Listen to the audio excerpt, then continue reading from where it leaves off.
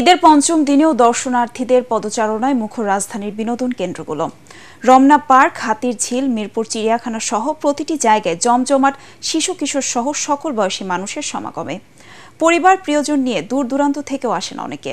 ইট পাথরের নগরীতে খানিকটা মুক্ত বাতাস আর সবুজ অভয়ারণ্য দেখতেই তারা ভিড় করেন বিনোদন পার্কে। আরও জানাচ্ছেন ঐশী গোস্বামী প্রমা। ৬৫% পর্যন্ত বিদ্যুৎ সাশ্রয়ী হাইসেন্স এসি, যার ফাস্ট কুলিং মোড দ্রুত ঘর ঠান্ডা করে। হাইসেন্স। ঈদের টানা ছুটিতে পরিবার ও শিশুদের নিয়ে ঘুরতে বেরিয়েছে এই নগরে থাকা মানুষেরা। রাজধানীর রমনা পার্ক, হাতির ঝিল, মিরপুর চিড়িয়াখানা সহ বিনোদন কেন্দ্রগুলোতে ভিড় করছে তারা। তবে রাজধানীর হাতির ঝিলে তেমন ভিড় না থাকলেও রমনা পার্কে দর্শনার্থীর সংখ্যা ছিল চোখে পড়ার মতো। শিশু কিশোরদের হইহুল্লোড়ে পরিপূর্ণ ছিল রমনা পার্কের শিশু চত্বর।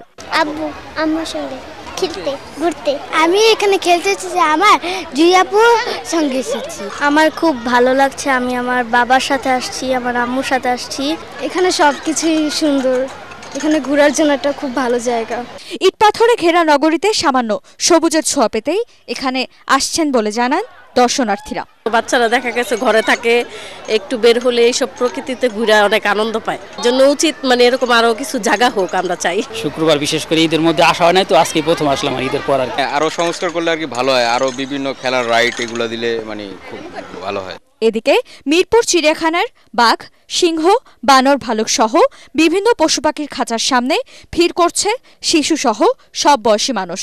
রাজধানীতে বিনোদন কেন্দ্রের সংখ্যা বাড়ানো সহ আরও আধুনিকায়ন প্রয়োজন বলে জানান দর্শনার্থীরা। ঐশী গোস্বামী প্রমা, ATN বাংলা, ঢাকা।